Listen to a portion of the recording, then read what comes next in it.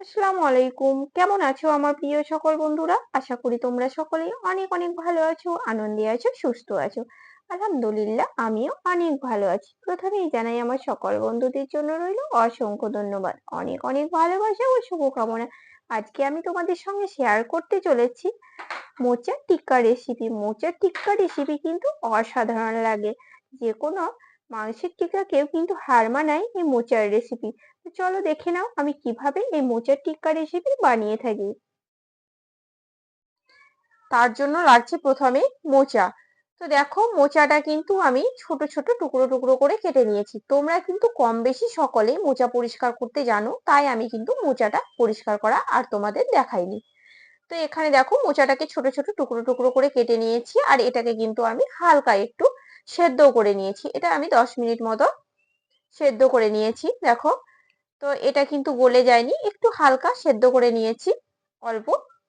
তারপর এখানে আমি কি কি উপকরণ দিই দেখতে থাকো। তো এখানে আমি প্রথমেই দেব 1 চামচা গরম মশলা, কারণ মোচা গরম মশলা ছাড়া একদমই ভালো লাগে না। মোচাতে যেমনই গরম মশলা পড়বে তার টেস্টটা কিন্তু একেবারেই বেড়ে যাবে।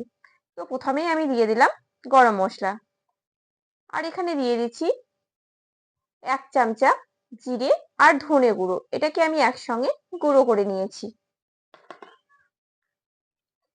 তারপর দেখো দিয়ে দিচ্ছি টেস্ট অনুযায়ী লবণ,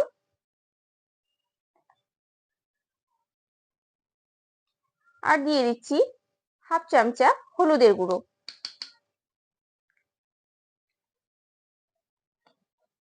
তারপর দিয়ে দিব অল্প একটু বেকিং সোডা।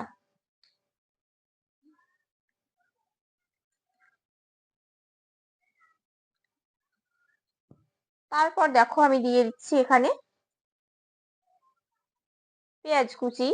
একটা পেঁয়াজ কুচি নিয়েছি টুকরো টুকরো করে, আর দিয়ে দিচ্ছি লঙ্কা কুচি, কারণ ঝাল ঝাল হলে ভীষণই ভালো লাগবে খেতে। আর দিয়ে দিব ধনেপাতা কুচি। তো এখানে দিয়ে দিলাম ধনেপাতা কুচি। তারপর আমি দিয়ে দিব অল্প একটু বেসন। এখানে দেখো আমি 2 চামচা মতো বেসন দিয়ে দিলাম। তারপর আমি দিয়ে দিচ্ছি চালের গুঁড়ি, কারণ চালের গুঁড়িটা দিলে খুব সুন্দর মুচমুচে আর করকরে হয়, খেতে কিন্তু ভীষণ ভালো লাগে। তোমরা চাইলে কিন্তু এখানে কর্নফ্লোরও ব্যবহার করতে পারো। আর সবশেষে আমি দিয়ে দেব 1 চামচা আদা রসুনের পেস্ট। তারপর দিয়ে দিচ্ছি একটা ডিম। তো এখানে আমি একটা ডিম দিলাম। তোমাদের মোচার পরিমাণটা যেমন হবে ডিমের পরিমাণটা কিন্তু বাড়িয়ে দিতে পারো, তাতে করে কিন্তু টেস্টটা বেশি ভালো হবে।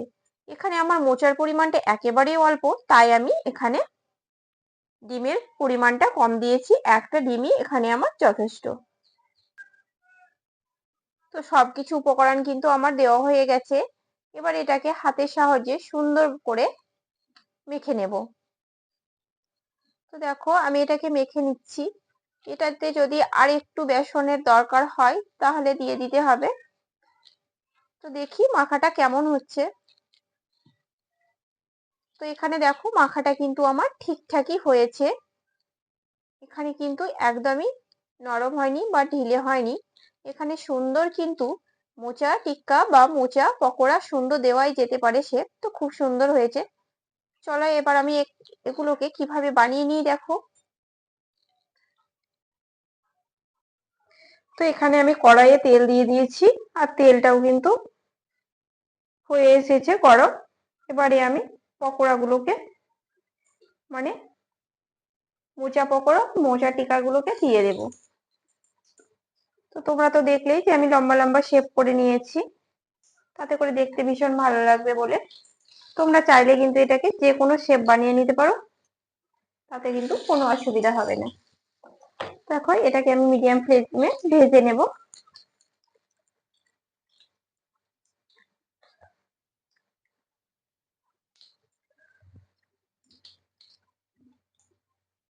এবারে এগুলোকে একটুখানি আমি উল্টিয়ে দেব।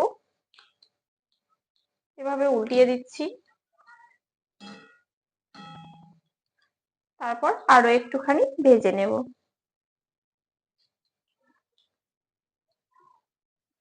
তো মোচা টিকাগুলো কিন্তু হয়ে গেছে। তো এবারে আমি মোচা টিকাগুলোকে তুলে নেব। মাশাআল্লাহ, দেখো কত সুন্দর হয়েছে। এভাবে কিন্তু আমি তুলে নিলাম, আর বাকিগুলোকে কিন্তু আমি একইভাবে দিয়ে দেব।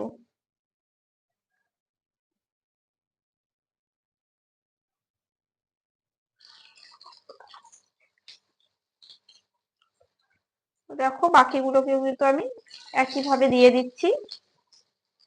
এভাবে আমি লম্বা লম্বা শেপ দিয়েছি। তোমরা চাইলে গোল গোল শেপ দিয়ে দিতে পারো।